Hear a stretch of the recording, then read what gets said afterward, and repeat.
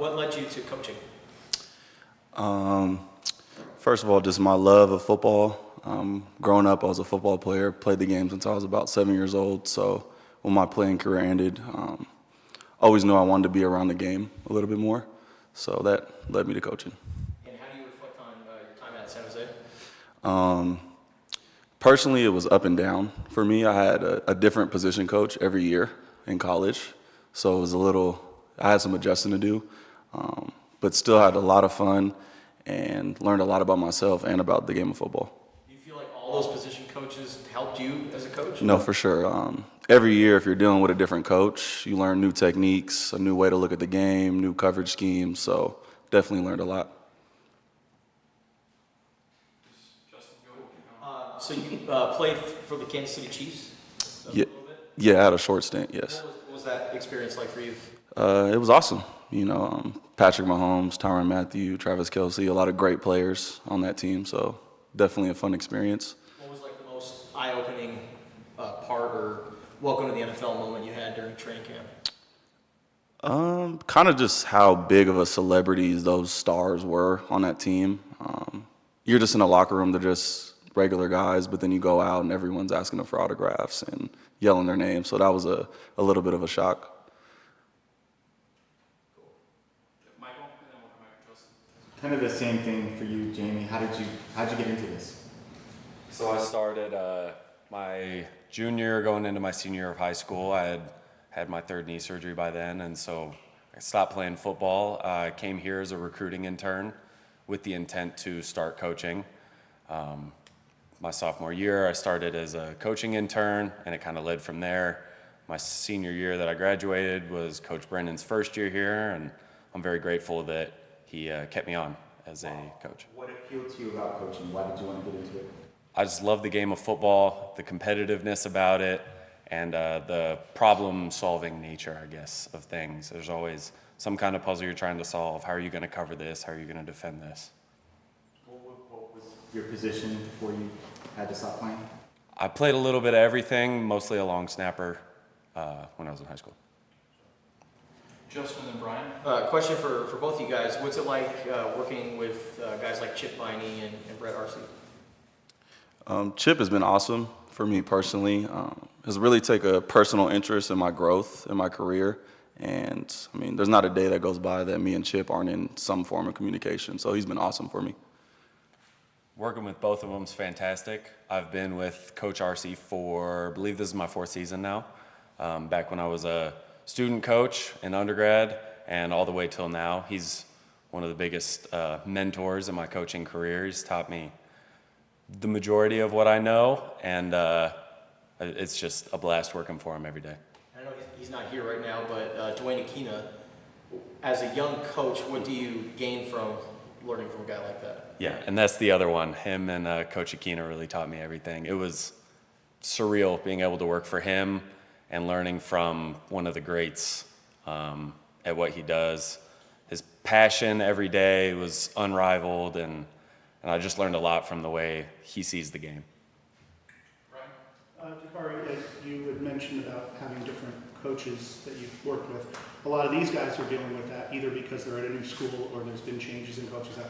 How did you manage to benefit from that and can pass along that to maybe learning from each guy?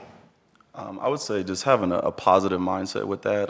Some players do get attached to their coach. That's very common.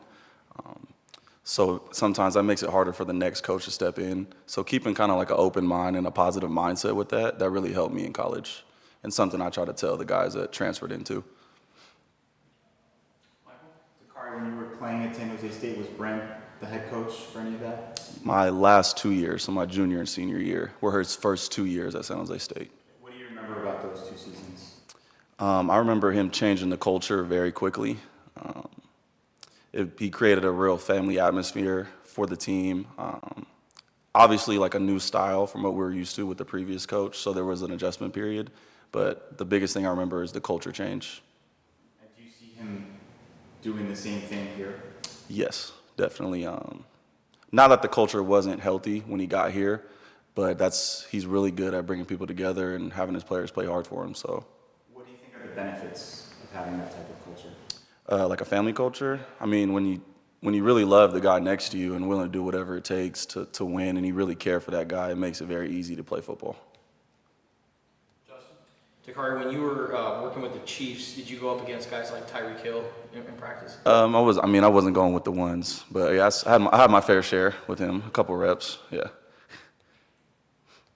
more questions, guys? Jamie, I'm sorry. Go for it, Michael. Jamie, where are you from? I'm from Brentwood, California. From Brentwood, The, California. Why did you come to Arizona in the first place? I came here for the opportunity to work with the football team. My head coach in high school at the time was the recruiting coordinator here with Coach Fish. And so he was able to get me in as a recruiting intern, and that's kind of how I started here. What was his name? Ryan Partridge. Ryan Partridge, that's right, okay. Good call. Go for it, Justin. So what was your first year at Arizona? What year was that? To the 2021 season. Okay.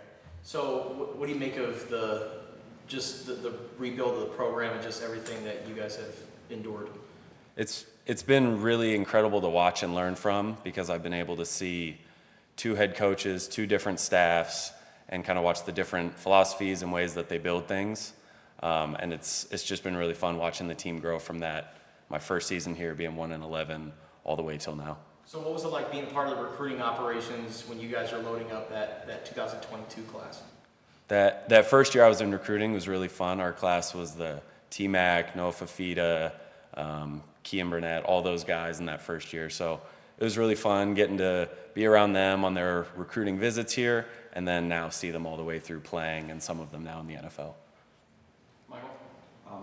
Two questions, and they apply to both of you.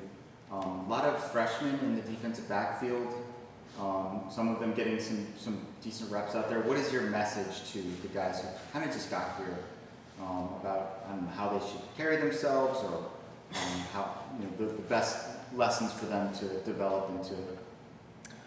I won't speak for the corners, but in the safeties room, just getting better every day, just 1% better, focusing on the details of their assignments. And we're very lucky, or I guess they're very lucky, that they have such great role models to look up to with the older guys in the room. Traden Stukes, Dalton Johnson, Genesis Smith. They provide great examples in those things, the details of their assignment, their football IQ, and just the way they see the game. Yeah, just picking back off what Jamie said, finding an older guy in the room is definitely helpful. Even our transfers in the corner room have played a lot of football at the previous schools, and taking care of their bodies as well. Getting in the cold tub, seeing the trainers, very important things. And the other question is, what are your long-term goals for both of you, career-wise? I want to be a defensive coordinator on the FBS level. Eventually, I'd like to be a head coach on the FBS level. Question for both of you guys. If you weren't coaching football, what do you guys think you'd be doing? Well, my degree was in political science. My intent was, if I wasn't coaching football, to get my law degree and kind of work from there somewhere in politics. I'd probably be in sales. I was a communications major, and that was the next best option, but I really didn't have a plan B, to be honest. Any more questions, guys? All right, thank you guys. Thank you, guys. Thank you, guys.